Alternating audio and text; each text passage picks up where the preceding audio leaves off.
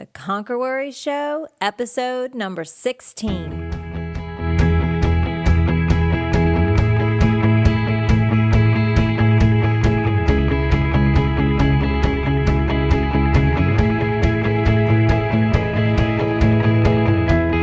Welcome to the Conquer Worry Show, the show dedicated to helping people who are struggling with their mind. If you are looking for stories of resilience, if you are looking for motivation or inspiration, or if you are just looking for strategies to conquer worry, this is the show for you.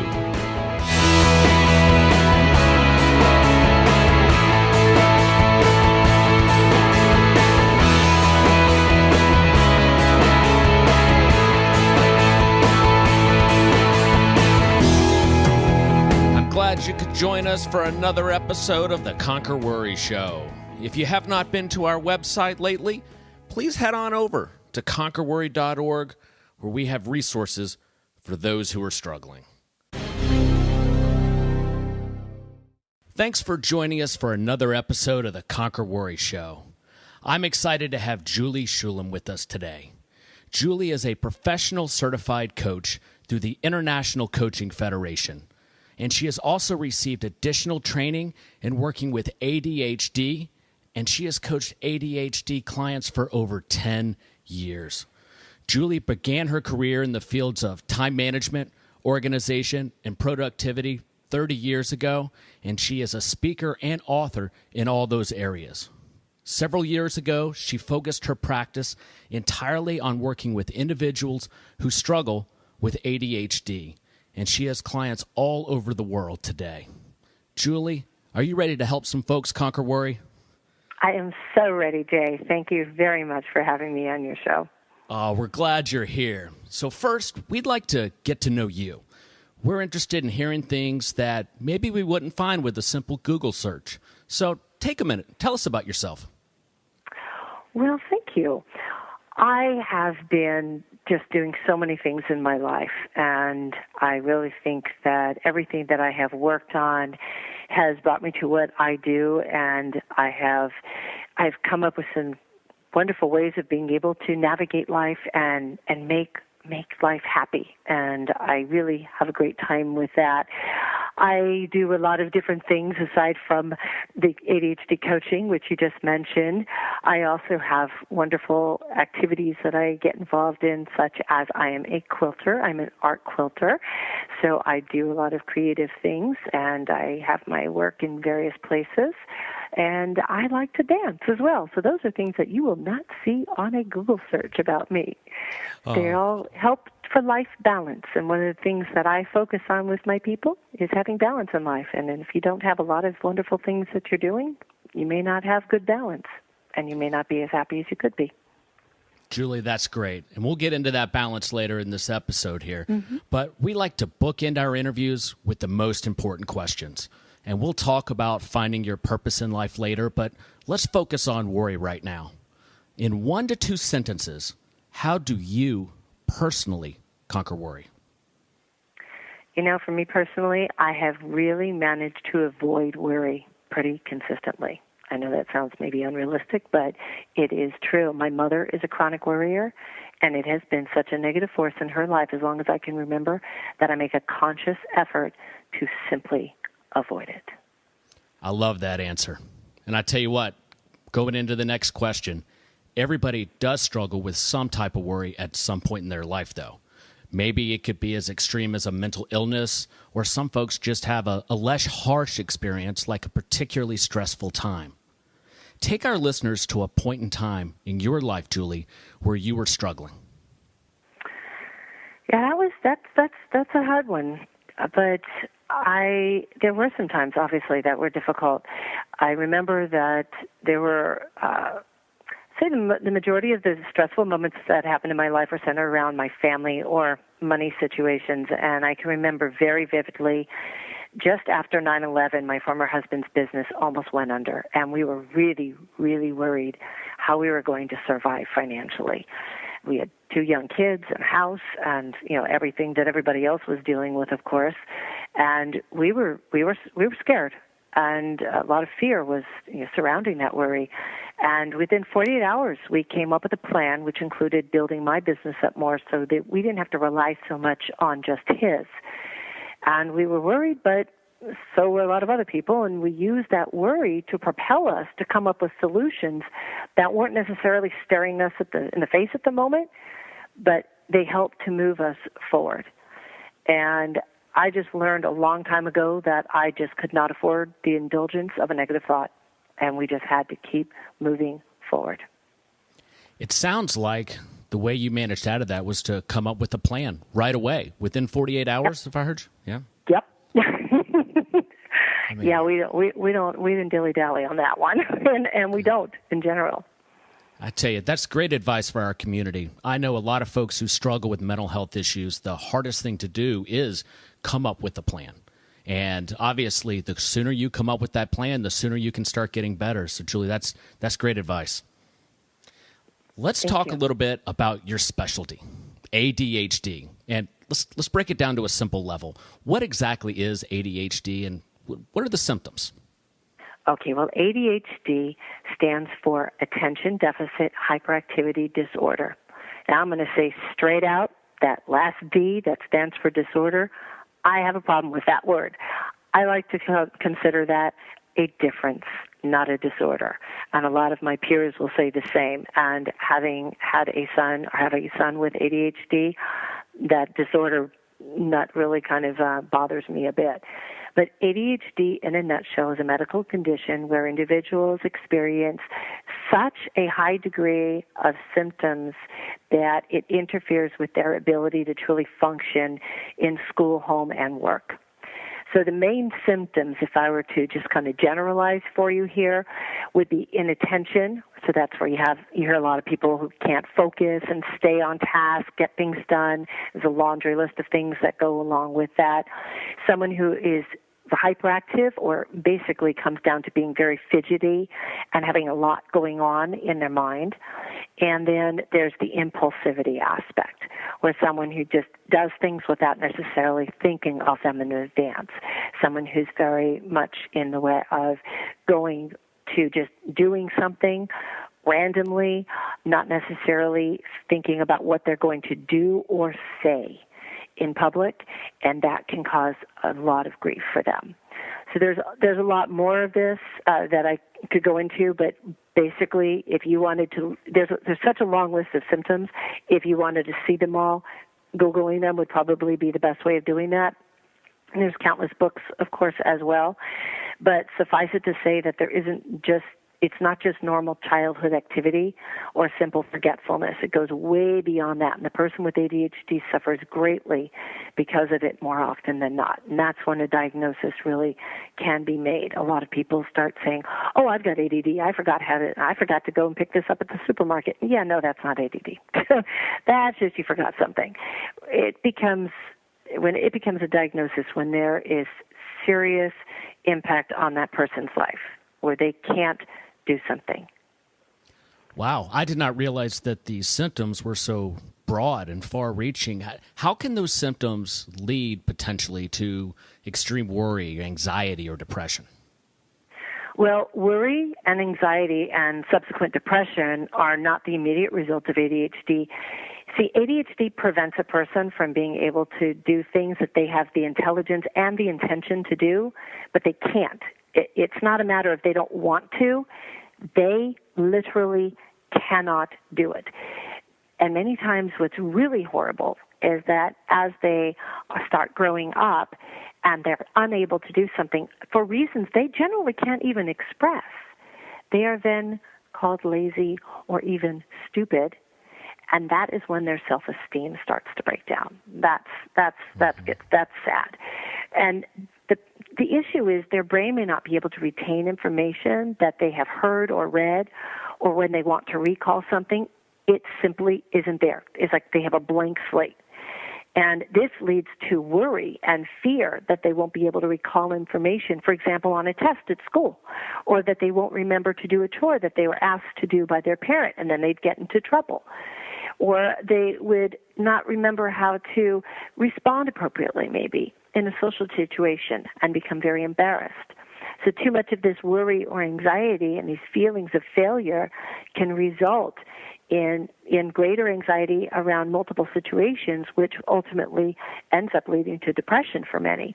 So it's a cycle I see very often in my practice, and I work very, very hard to help my clients unravel this spiral mindset and help the person seek solutions for the challenges that they are continuously experiencing. Wow. Well, Julie, based upon your 10 years of experience focusing on the ADHD challenges, what would you recommend somebody do who is being crippled by ADHD or is just struggling with it for that matter? Learn as much as you can. If you can learn what it is you're dealing with so you have a better understanding of what you're dealing with, and then find professionals that can help. Not every therapist, for example, knows how to deal with ADHD, or every psychiatrist, or every coach. There are specialists, those of us that really make a concerted effort to learn what it is like to deal with and live with ADHD. And if you are dealing with that, you want to be able to handle that and know what it is you're dealing with. My clients are often struggling with, all these different versions of worrying, anxiety, overwhelm, frustration, stress, and then depression. And depending upon what's the reason for the worry, I actually coach my clients on reframing a situation so that they can envision an alternative way of dealing with it. Is that part of the shifting expectations components of your work? Yes, it can. Because one of the things is if you can break down the reasons for the worry, and they can come up with concrete steps, and here we are back to that planning scenario, then they can change a situation and ultimately make it much better for themselves. So I have an example. When people with ADHD have social anxiety, or they worry about, for example, going to a party or an event with people they may not know, and they worry how they're going to have an appropriate conversation and not appear awkward, or not have someone notice that maybe they have to fidget a lot, their body is just moving a bit. I have like a young boy that I work with, and he was getting teased a lot in school because he was tapping his pencil all the time. He was oblivious to the fact that that was making a noise that was bothering the other kids in the class. And it wasn't until A, it was pointed out to him by a kid in not such a polite manner, and B, we worked on solutions of ways he can do something that wasn't disruptive to other people, but still allowed him to continue with the movement that his body seemed to need. So there are ways of helping to shift things around. And I'd say also I wanted to touch upon the shifting expectations. This is a huge, huge one for parents in particular. One of the things that many parents don't realize, especially with their child once they've gotten this diagnosis, is children with ADHD are generally 2 to 4 years developmentally behind their peers. So, for example, I had a family where I had a 13-year-old boy that I was helping his parents with, and the parents were getting very irritated that the father even said, my son's 13. He should be able to do X, Y, and Z by now. Why isn't he doing this? What do I have to, do I need to, punish him more? All these things the father was coming up with for him. I said, well, let me explain. Your son is generally, going to be 2 to 4 years behind his peers. How old are his friends? And the mom got real silent. She goes, well, they're usually like 8 or 9. So your son then is around 9. So with knowing that your son is 9, now what are your expectations, and is he meeting those? And when they realized they could shift those expectations for their child, the entire negative energy in that family completely shifted because they stopped expecting something that wasn't going to happen. Their child was 9. In his behavior. I get it. That's powerful, Julie. Really is. It's really quite amazing. So I help parents, that's one of the first things I teach them. Your kid is not the age you think he is. Right. And if you parent that child appropriately, there'll be a much more wonderful, harmonious environment within the family dynamic. Now, Julie, your experience with ADHD isn't limited to your professional roles. Your son has ADHD. How has dealing with him and his struggles help you work with clients in the exact same situation? It has helped immensely. I often get calls from parents who, just learned that the child has ADHD, and having been there, I completely understand the concern and the stress that can accompany that news. The things I've dealt with in raising my son has been extremely helpful in understanding what a person feels like who is living with ADHD. My son, thank goodness, was so incredibly communicative from a very early age that he was able to share what it was like for him. And he had additional components with his ADHD, which is very typical for someone with ADHD. They often have coexisting conditions. So my son also has OCD and ODD. OCD is obsessive compulsive disorder, and that manifested in a way where he had to, for example, if he touched something with his right hand, he had to then touch the same thing in the same way with his left hand. And if he raised his hand in class with his right hand, and then he had to raise his hand with his left hand, and he generally didn't have an answer to the question at that point, but his, which is embarrassing and uncomfortable for him and stressful.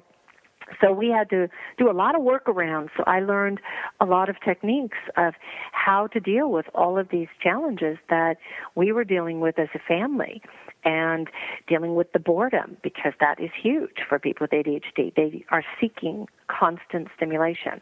The brain wants activity all the time, and how to keep that person engaged so that they are continuously doing things so they don't get bored. And not that boredom is a bad thing, but how to work with a situation so that that person can actually keep moving in a positive direction. So dealing with my son, oh boy, did I learn a lot. I'm sure you did. I've come up with so many techniques and tricks and tools to be able to help not just children but adults and students and adults all into their whatever age. I work with all ages. Julie, you're an amazing resource for folks who have a child that has been diagnosed with ADHD. Take us to that moment in time when a parent finds out that the child, through diagnosis, has ADHD. What do you recommend they do in the first time they find out? Buy a book, get information, go online, learn what you can, learn everything you can, and talk to other people, because you'd be surprised how many other parents are dealing with the same thing. When we found out our son had ADHD, I was already working in the field, so it wasn't a huge shock for me. But what I found what was interesting is when I started to share that with other parents, they would start opening up and saying, oh my gosh, my child has ADHD too. We're doing this. What are you doing? And we started comparing notes. Well, you learn so much by doing that. So if you know more, you're going to be better able to handle the issues that are going to come up. And if you know that, okay, when my kid is 14, I might need to know about this, and this, because this is what's coming down the path for me, then you have at least some tools and some resources to be able to help. It's stressful. There's no doubt about it. But knowing what the expectations that you can have for your child that are realistic are, and to be able to adapt and change as their skill sets change, it's huge. It's really huge. So, and getting a coach. This is why I went into coaching, because I did not want another parent to experience the nightmare we went through for our son, because we did not have that many tools and we didn't know what was out there. And so I really became a coach so that other families don't have to live with the drama and the stress that we did, because it was pretty horrible. Well, Julie, how could our listeners find out more information about you and your services? The best way to reach me, Jay, is just going directly to my website, which is www.coachjuli.com, and Juli is spelled Juli. If you Google Coach Juli I will be there. You will find me anywhere. You can get to my email address, my phone number, my every way. Subscribe to my website. That's an excellent way of staying in touch. I do write regularly on this topic and other topics related to dealing with ADHD and organizing and time management. So you can always have access to my blogs. I've got almost 100 on there at this point of really, really powerful information and content within my articles. And my book is also out there. Great. Well, listeners, we'll have links to all of that in the show notes for this episode. And now, Julie, I want to turn it for a little bit here to purpose. So we're convinced that finding your purpose in life can lay the foundation for conquering worry if you're struggling. Experience has taught me that most people cannot articulate what their purpose in life is. Honestly, after this interview, I think I already know the answer to this question. But Julie, what is your life's purpose? My life's purpose is to teach, motivate, and inspire those struggling in life, to help others see that by reframing their thought process, they can achieve what they wish despite a learning difference or a challenge, and letting them know they are not alone and that they can turn their life around. That is fantastic. You are in the 5% of people who can articulate what their life's purpose is. Okay, I couldn't do this 20 years ago. I'm telling you that, though. Well, the fact that you can do it actually will add a lot of credibility to the last question. How would you recommend somebody go out and find their life's purpose? You know, I believe that you really need to start by spending time doing something you're passionate about. When you're putting your time and energy toward activities that you really, truly, truly love to do, and you feel that you are a productive member of society, to me, therein lies the foundation of finding your purpose. And I just know that with all that I've done in my life, it culminated to this work that I'm now doing, and I know it's my purpose. Since I was 9 years old, I wanted to become a doctor, and I was even pre-med in college. So my direction was always geared toward helping people and making them well, and I actually get to do that now. I just don't do it with a scalpel. But I wake up every day excited to help those who have sought me out. And I get to use all the skills and gifts that I have in order to do something I not only enjoy, but it brings me such satisfaction. And honestly, it's so funny because I get as excited about my clients' successes as they do. I seriously, coaching is the biggest high for me. So I just know it's my purpose because I am so passionate about it. And I love what I do. I honestly love my life. Julie, that's great advice. I really appreciate you coming on the show. You're a fantastic resource for anybody who has someone in their life struggling with ADHD. Julie, you've been a great help to the Conquer Worry community, and you are welcome back on the show anytime. Well, thank you. Thank you so much. It's an honor and a pleasure to be on the show, Jay. Appreciate it very much. We hope you enjoyed this episode of the Conquer Worry Show. For additional resources and tips on conquering worry, please visit our website at conquerworry.org.